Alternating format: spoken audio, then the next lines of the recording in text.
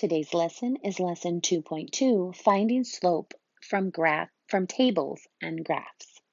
Let's go ahead with and start with how to find the slope from a table. Here is a typical table that you might see. Notice it has two columns, one on the top, one on the bottom. The column on the top, all these numbers right here that you see, 20, 25, 30, 35, 40, these would be considered my X values. So I'm going to go ahead and add an X right here. The numbers you see in the second column, 230, 287.50, 345, 402.50, 460, these would be considered my Y values. We're going to see numerous representations of tables today. This is not the only representation, but this is one of the methods you could see. The first thing you're going to do is you're going to go ahead and pick 2 points. Now, you can pick any 2 points from the table, so let's choose wisely. The first point has no decimals, so I'm going to choose it. The second point, however, this point right here, does contain a decimal in its Y value. So I'm going to skip that one, and I'm going to take a look here at the third point. The third point in the table does not contain a decimal, so I'm going to go ahead and use it. Okay, so I just need to pick 2. There we go. And now I'm going to go ahead and I'm going to use the formula for slope to help us find the slope. This is the formula that we learned in the last lesson. So remember, we learned that m is the variable we use for slope, and we do y2 minus y1 over x2 minus x1. There we go. I'm going to go ahead and I'm going to label my variables so that I can plug them. I'm going to label the variables of my points so that I can plug them or substitute them into the formula. Remember from last lesson, the first numbers in my ordered pairs are always my x's, plus this time I know from my table that these two are the x's because they are on the top row. I'm going to go ahead and call it 1 and 2. And so I'm going to go ahead and substitute on the bottom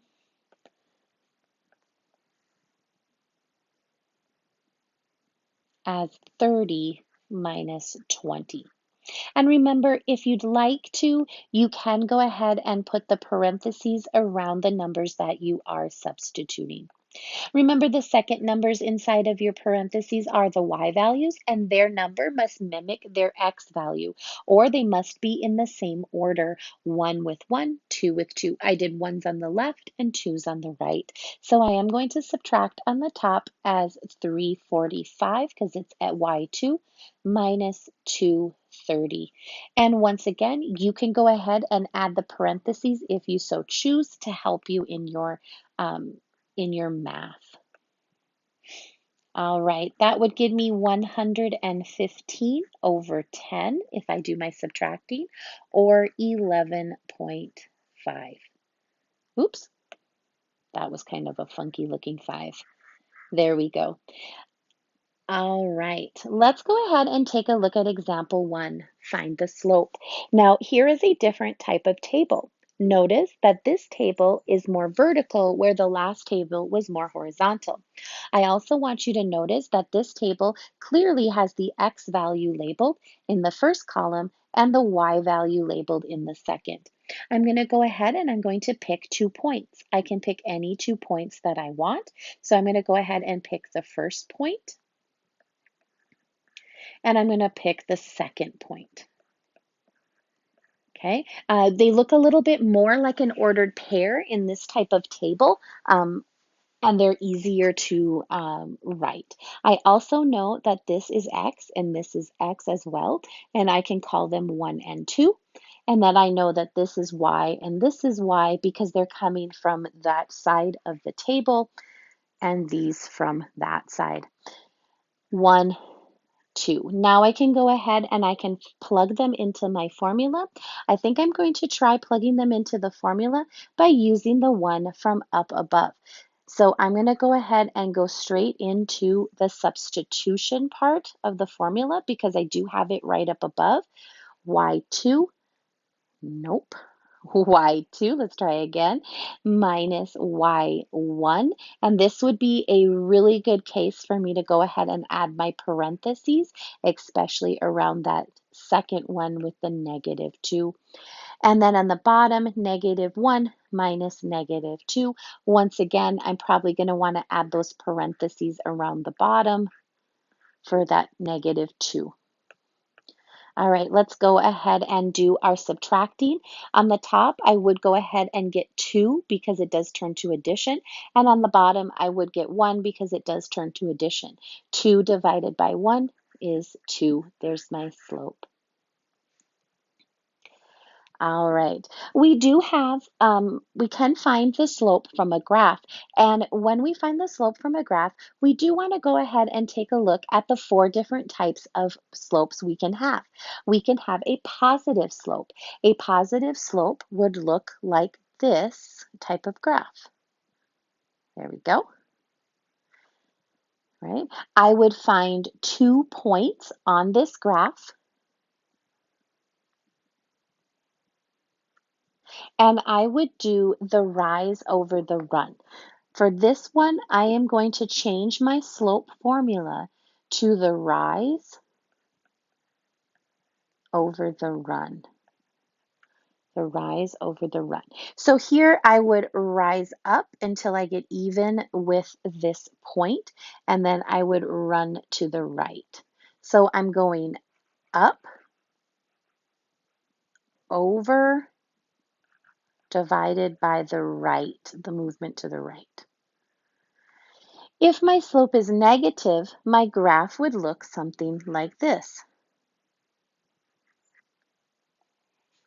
I would pick 2 points anywhere on the graph, and we'll talk about what kind of points we want to see next. Oh, my slope, my line went away.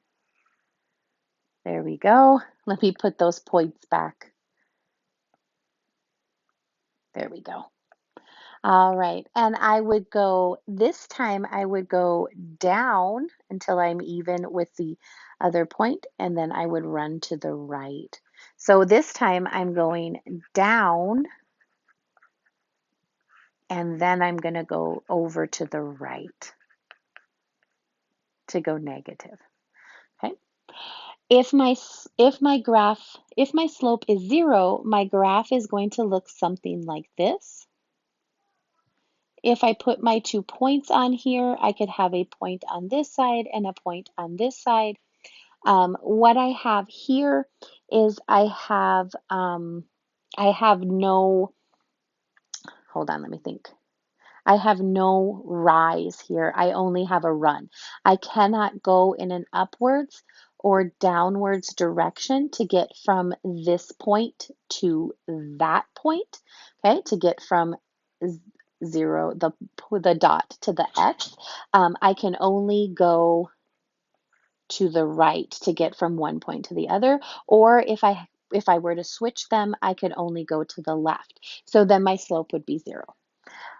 Undefined graphs would look something like this. There we go. If I were to put my 2 points on there, I could have one here and one there. For this one, I do not have a run. So I'm rising from this point to this one. I'm going up, but I cannot go to the right or to the left because I would get off of the graph. I could switch it around. I could go down, but I cannot go to the right and I cannot go to the left because then I would not be on the graph anymore. All right, when I am doing my slope from a graph, I want to find 2 perfect corner graphs. And you're going to see this in example 2. What I mean by perfect corner. They must meet in a grid line. They cannot be in a part of the graph. I need to decide the type of slope. Is it positive? Is it negative? Is it zero or undefined?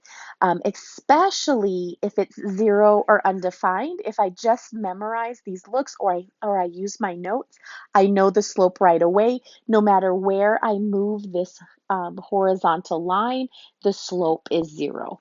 No matter where I move this vertical line, the slope is undefined. Okay? Positive slopes, I'm going to count up and then to the right. Negative slopes, I'm going to count down and then to the right. Okay, so let's go ahead and let's try a couple of these examples. Let's go ahead and find the slope. Now, to make sure that we all find the same slope, we want to make sure that we use the same points. So let's go ahead and use this point right here and this point right here. You can pick any two. Notice I have 2 points in between. I have 2 points in between. The first thing I'm going to do is I'm going to decide what type of slope this is. Well, I know it's not zero because zero would look like this. I know it's not undefined because undefined would look like that. So now I'm down between positive and negative. If I look at my examples on the last slide, I can see that this is a positive slope. Let me just slide it on over. All right, so to do the slope, I'm going to go ahead and I'm going to move up and to the right. So I want to start at the lower point and I want to move in an upwards direction. So I'm going to move up until I'm even with that other yellow dot. Okay, I'm now going to come back and I'm going to start counting how many spaces I went up. I went up 1, 2, 3, 4, 5, 6, 7, 8, 9. I'm going to mark it here. I'm also going to mark it here. Now I'm going to go ahead and I'm going to move to the right. Here is my movement to the right. And I'm going to come back and I'm going to count one more time. 1, 2, 3, 4, 5, 6. Now I'm going to go ahead and I'm going to simplify my fraction of 9 divided by 6. And I can do that by dividing each one by 3. Sorry, dividing each one by 3, or I can just pop it into the calculator. My slope then would be 3 over 2. Yes, it is 1.5, but our next lesson is going to teach us how to graph. And if we need to graph, we want to keep our slope as a fraction. So I would just leave it like this. All right, let's see our next problem. All right, let's go ahead and grab our points so that we're all looking at the same two. And let's go ahead and grab this one and this one. Once again, I can see that this is not a zero or an undefined slope because they do not look like the zero. It's pretty close, but not quite. Zero would have to follow the grid line exactly. And I know it's not undefined because it does not go straight up or down. Notice that the points that I'm picking are right in the corner of the little squares on my graph. This is what I meant by finding two perfect corner points. You do not want to pick a point like this one right here because this point right here is in the middle of the box. It is not in the corner of the grid line box. All right, here we go. Let's decide if this is positive or negative. And for right now, if you need to keep going back and referring to your notes, please do so. Hopefully you have noticed that this is a negative slope. And the reason you want to do that is it's going to tell you how to move to find your slope. If you are moving in a negative direction, you are first going to go down. So we're going to start at the left point and we're going to go down. Now we only went down 1. So we're just going to put a 1 and a 1. I'm going to give it a little tap. There we go. And then we're going to go to the right because these are the directions for negative. And we're going to run over to the right and we're going to go ahead and count it. 1, 2, 3, 4. And I'm going to go ahead and simplify that. It does not simplify. There is my slope. Oh no, yes it does. Because we went down, it is -1. So my slope will be -1/4. I'm sorry, I forgot that the downward direction is negative. So it does make my 1 in the top a negative because that is the direction of a negative number. All right, our final one. Pause the video and see if you can get it on your own. You only have 2 points, so we have to use those two. So go ahead and pause the video and see if you can figure it out on your own. Hopefully, the first thing you did was decide that this is a positive slope. Let me give myself a little bit more room. There we go. After you've decided that the slope is positive, you're going to go ahead and you're going to show yourself how to move. First, you're going to move up because this is the positive direction. So we're going to go all the way up.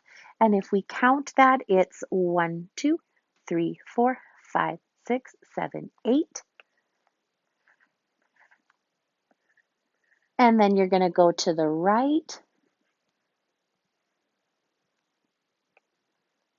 1, 2, 3.